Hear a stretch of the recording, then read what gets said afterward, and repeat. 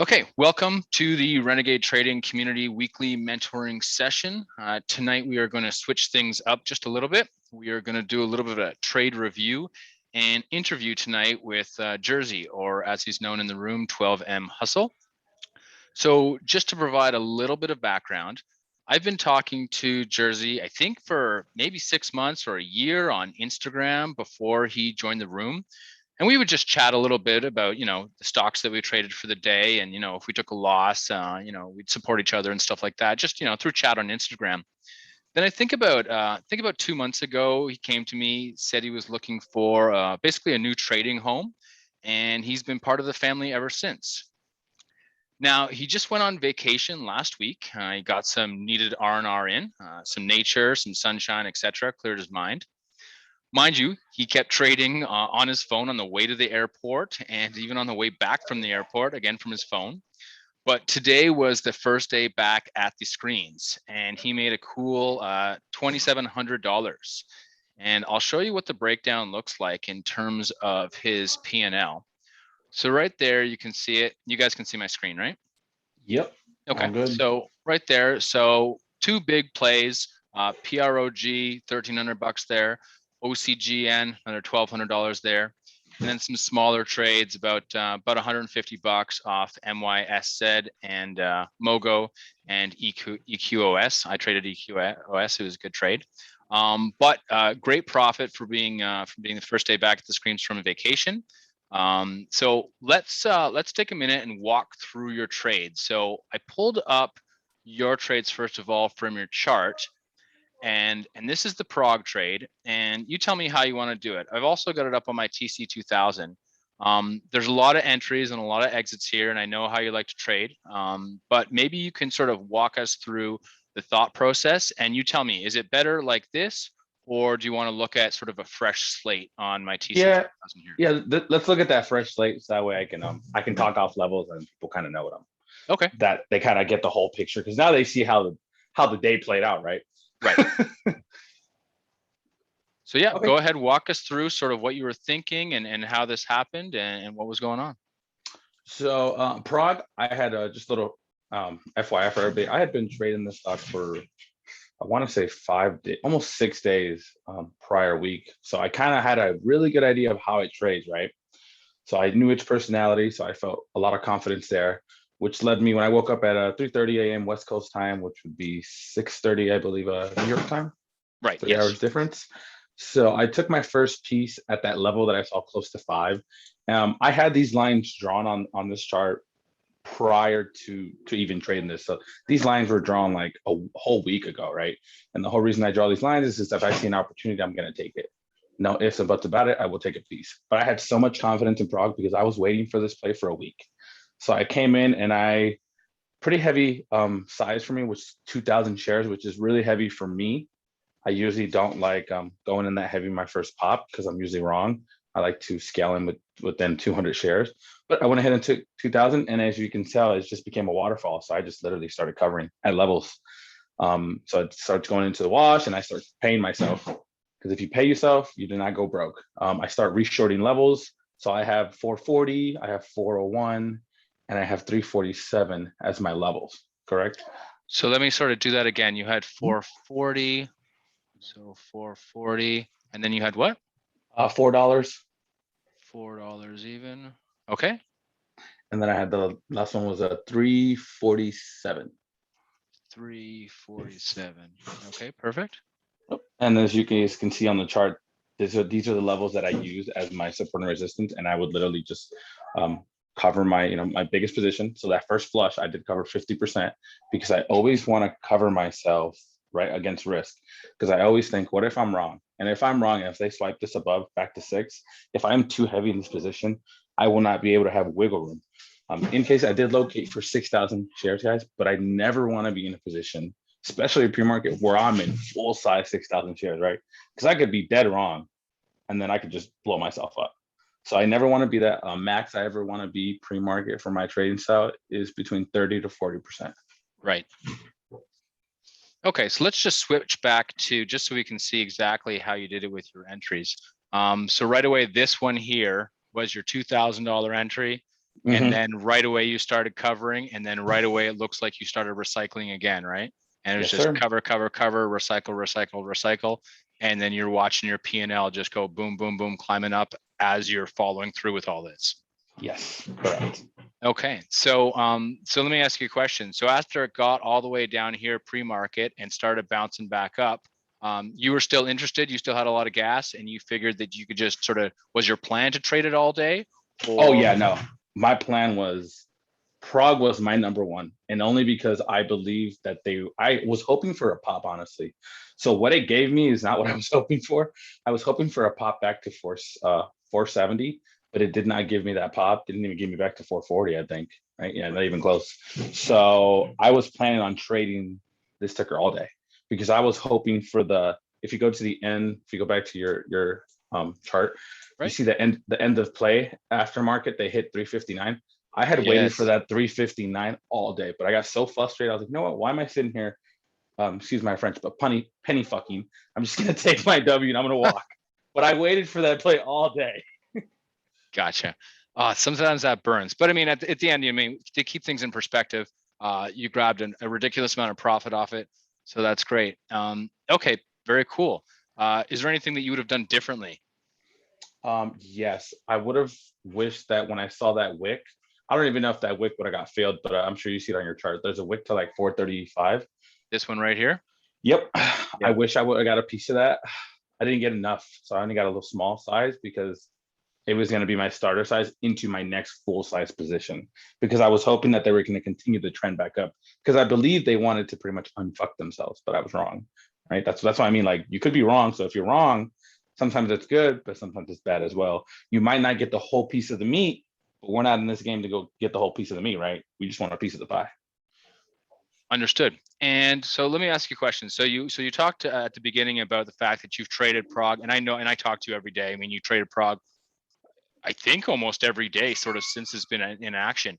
How big of an impact do you think that has on your confidence and your ability to trade it? Sort of understanding the personality of the stock. Is it everything, or is it just sort of a little bit better? No, it's definitely a 60% because if I didn't know the personality of Prague, I would not sit there and feel confident to pay 150 in locates for 6,000 shares, right? At least that's not my style. So if I'm going to pay that much in locates, I had better believe that there's some type of edge that I have in this stock, or I know its personality, or I know how it trades. Like beyond the news and everything, I need to know what type of traps it does because I need to be prepared. For example, OCGN, there's no way I will locate for 6,000. Like it's not going to happen. Right. It's just not, and that's where knowing your stocks and knowing your personality of every stock has its way of trading. And if you do not know its personality and you just come in like willy nilly, you will get chopped up. So when you go in, I mean, and obviously you and I both trade, day one stuff, that's just, it's up on whatever news. And then when you approach those different stocks where you don't know the stock that intimately, do you just reduce size then and you don't go as heavy or as aggressive? I reduced size by 50% for Right. that Okay. same reason because I don't know. I play the pretty much the I don't know game, right? I mean, we talk about it all the time. Like I think we traded a stock last week that moved almost $4. When Right. you have that type of move, if you're sitting there at 6,000 shares, depending on your account size, but I mean 6,000 shares is a lot, right? For a $3-5 stock. If you're sitting there at 3,000 and you're just starting your position and the thing decides to rip $4 against you, you are going to be in a heap of trouble. You're gonna be fighting that all day. Right. And I mean, even I know that this stock, I mean, of course it did a crazy pre-market move, but generally it doesn't make insane moves like that during the day generally. So yeah, so that's a good point of knowing the personality of the stock and sort of once it gets into a range, you sort of know exactly where your levels are and you can plan that out and be pretty confident in it. Okay, that's awesome. Anything else on the prog trade? And I mean, are you going to trade it tomorrow or do you Yep. not know? Nope. Nope. No, I will. So a big thing about my trading style that I've talked to a couple of people in the room is I like to plan my trades. My main focus trades that day two, day three. I'm a big day two and day three guy. Like I'm all about it because people forget about them. So there's still some meat left on the bone. I will trade this only because I think it's going to end the day at $4. There's still 45 minutes, right?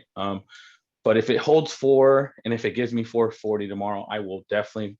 I'm interested as long as they don't squish it to 305. And the reason I say 305 is because that's the SSR line for what was for today. Make sense? Right. Absolutely. Okay. Very cool. So let's take a look at your next trade then. So, so again, just to recap on Prague, that was $1,300 trade. You were in and out of it, know your levels, know your personality, attack it with massive confidence. And of course, with that confidence comes your ability to really lay in size from knowing your stocks. Awesome job. Okay, so next, as far as your big ticket winner for today was OCGN. So here's your OCGN trade. Again, take us through this. Do you want to take us through us on this, or do you want me to pull up the TC2000 for a fresh look? Yep. Go ahead and pull up. Yep. I want everybody to see the big how it ends up the day, because there's something very particular here I want to show everybody to really pay attention on. Okay. So OCGN, I had my levels. I'll give you my levels so you can draw the lines. I had 1292, 1292, 1240, 1127, and 1043. And then my last level, which was SSR, which was 843, but double quote me on that, make sure I'm right. Sorry, 1127 and 843, which was SSR. I believe it was SSR. 843.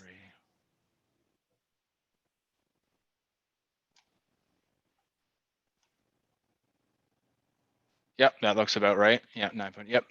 Okay, so these are the levels I was interested in. This is where I was like, all right, OCGen, like, and here goes where I talk about knowing your personality. I went in this stock with 100 shares as a starter. So that's why when you see my execution, it's gonna look like a Christmas tree, right? Because OCGN, I will not go in no 1,000 shares. It's not happening. So that was this first entry down here. Okay, yep. so it looked like it was going to fail, made new lows, and you're like, this is going to dump. Let me jump in with 100 shares just to see what it does. Yep. Okay. This is when sizing into your stock really matters, because OCGN is a big float. It likes to do a crazy move, like I was talking about, $2-3 moves. So you have to be able to give it wiggle room, and you have to have confidence in the trade. When it when it hit my 1292, I started putting in some size. So I was in this about 500 shares, which is for me on OCGN a lot. That's a lot because it's a $12 stock, $13 stock. Agreed. So I'm in 500, and I keep seeing that I don't want to tell you that I knew the dip was coming, but I kind of had a feeling, because one, there was a seller on the tape.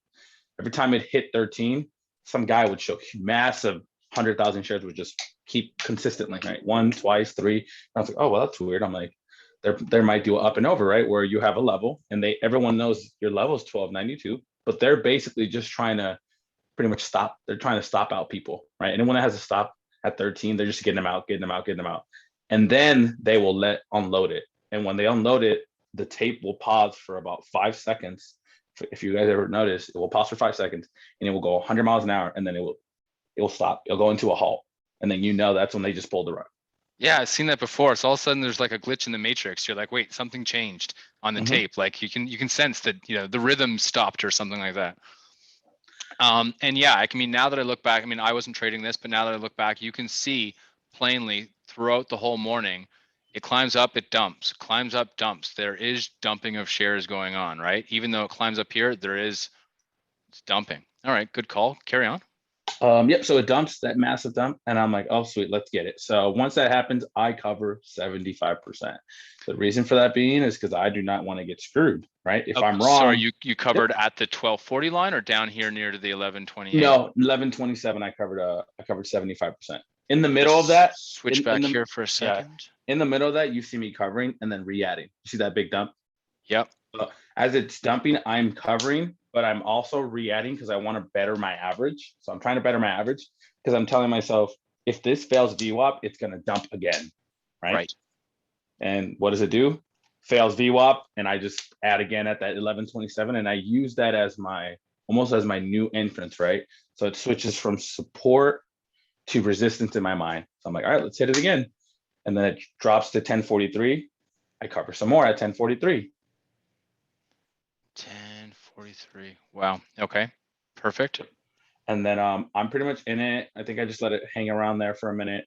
I want to say I take another piece at when it fails VWAP one more time. I go in again and I tell myself I will trade this stock until SSR.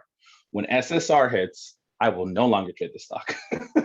And that's why you see my last cover. Like that was it. I was done. Lots of No cover, more. you're out and into the profit. Yep. Well And done. my rule is I just want to give everyone a heads up. When something goes SSR, don't be greedy. Take your money and run. Especially just on this was a hot chick today. To me, this was a hot chick. Everybody was eyes were on it. I think it had news behind it. I'm not sure. But if you're in this type of play and you've made your money all morning, why are you going to sit here and get screwed? Right? Because if you were greedy, look what happened to you. You got squeezed all the way back to almost 11. Right? Why Yes. do that? Why do that? The stock is notorious for squeezing, definitely post market. Yeah.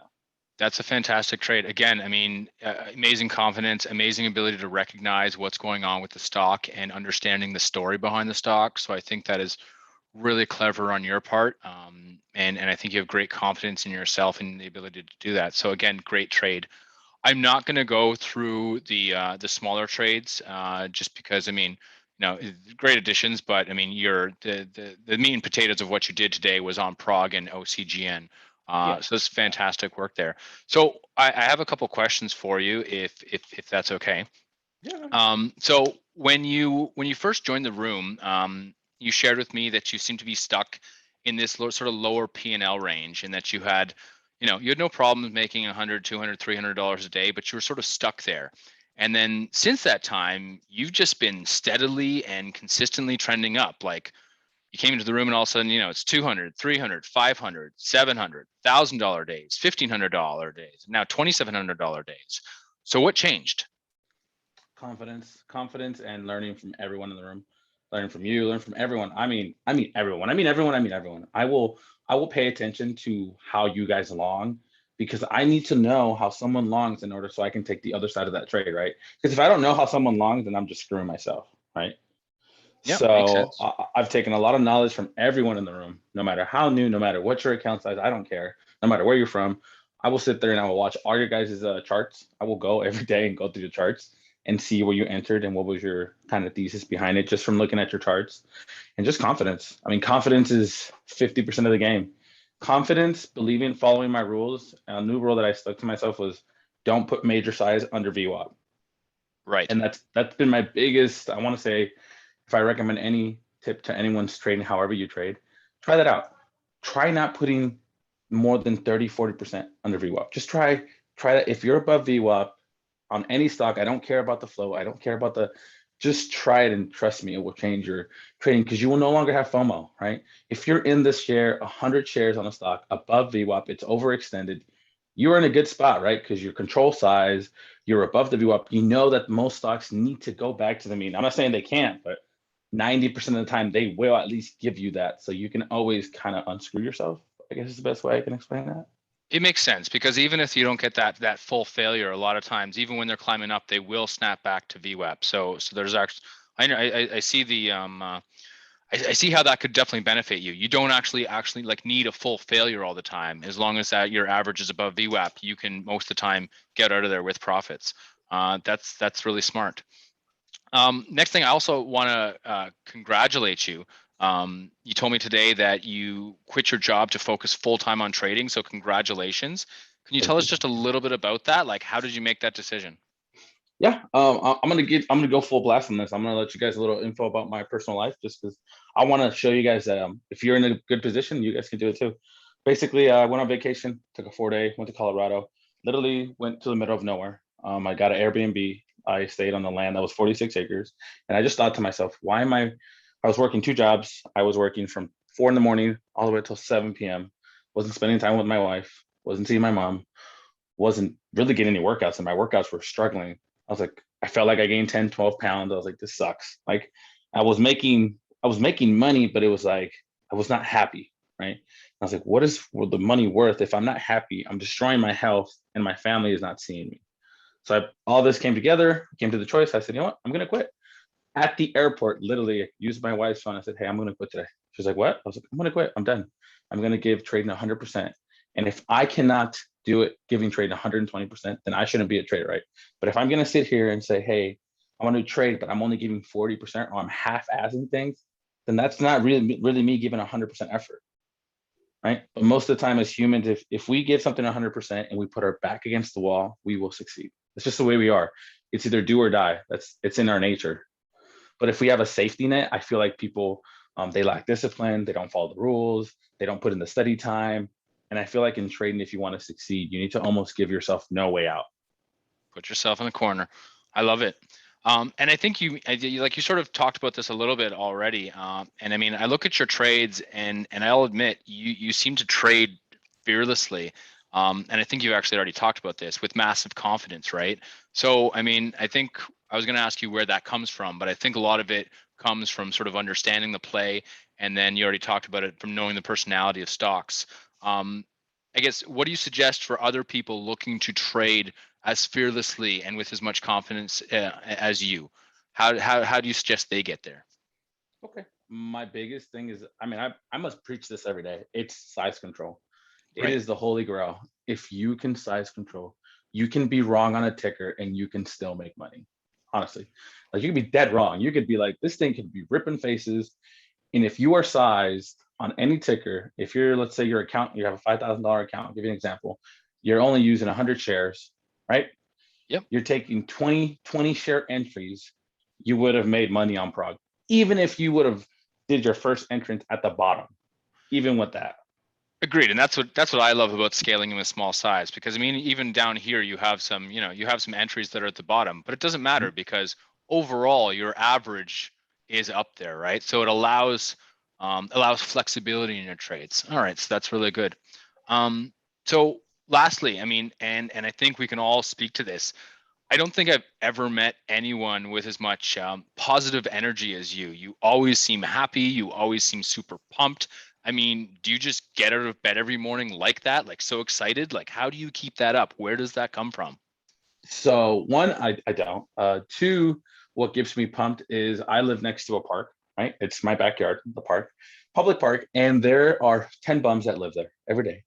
And I like to take a walk every day after So I'm done sorry, like trading. like like like homeless people? Yep, like homeless Oh, people. Yep. okay. Like, and this is gonna sound weird, but I like to take a walk and I like to see them and I like to remind myself, how good do I have it, right? So whenever I feel sorry for myself or I feel like I'm having a shitty day, I'm like, bro, are you really having a shitty day? Like these people sleep in the park, don't have any food, get rained on, have to deal with the wind. You have a house, you have money in the bank, you have your bills paid, your whole family is healthy. You are truly blessed and you're rich more than you think. But as humans, I think we kind of forget that. So I try to remind myself of that every day. We do, absolutely. And I agree. I think sometimes practicing gratitude is such a huge thing. And I don't always succeed with it, but I do try and do this exercise in the morning with, rather than saying, oh, I have to do this or I have to do this, switched around to say, I get to do this. I get to, get up and day trade with all these cool guys and have fun and all these things. I mean, we have nothing to complain about. This is fantastic. We don't want for anything. We're warm. We have food. We have, everything is taken care of for us. Overall, we do live a life of luxury compared to most in the world. So I do think it's very important and very humble of you to keep that in perspective. So kudos to you for that. Um, I guess in general, other than what we've talked about, do you have any other advice for people looking to do what you've done? Anything else you want to add here? My number one thing would be don't give up. Like I know they say it so many times, but I'm going to tell you, anyone that listens to this, I have lost 25 grand. I think I texted, email, I think I messaged you when I lost $4,000 in a day. I don't know if you remember that. I I know lost we've talked about losses, so yeah. So I lost about $4,000 in a day. I was probably the closest I had been to quitting because I've been training for 3-4 years. I'm like, dude, what am I doing? And I was pretty close to quitting. And my wife told me, you know what? You've given 3 or 4 years of your life. Why are you gonna back down now that it gets hard? So I don't care how hard it is for anyone that's trading right now, how low you've been, how shitty your trading's been for a week, a month. I don't care. Just think about it and use your imagination and think, if he can do it, why can't I? Just ask yourself that every day and just don't give up. You're going to get there. Just take baby steps. Base hits will get you to the World Series. You don't need a home run. Don't let social media and fucking Twitter, like everyone watches Twitter and everybody wants to make 40 racks in a day. Like you always say, if you make $1,000 a day, do the math. 100%, absolutely. And yeah, and I agree with that wholeheartedly. That's fantastic advice. Well, Jersey, thanks so much. I am extremely excited to see, first of all, to see what for what you've done and sort of the progress that you've made. I'm extremely excited to see what you're going to do next. And again, I really appreciate you, and the value that you bring to the room and to the team. And if anyone is looking to connect with Jersey, he's in here, the Renegade Trading Community chat room. I will post the link to join the chat room in the comments below.